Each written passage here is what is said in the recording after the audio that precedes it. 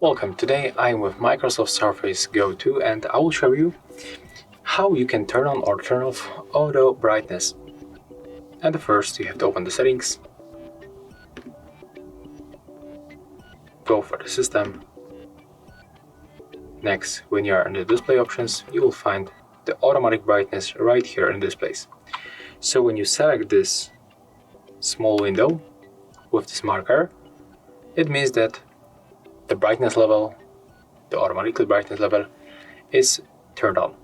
If you want to turn it off, just click here, and basically that's all. As you can see, it's very simple. If you find this video helpful, remember to leave a like, comment and subscribe.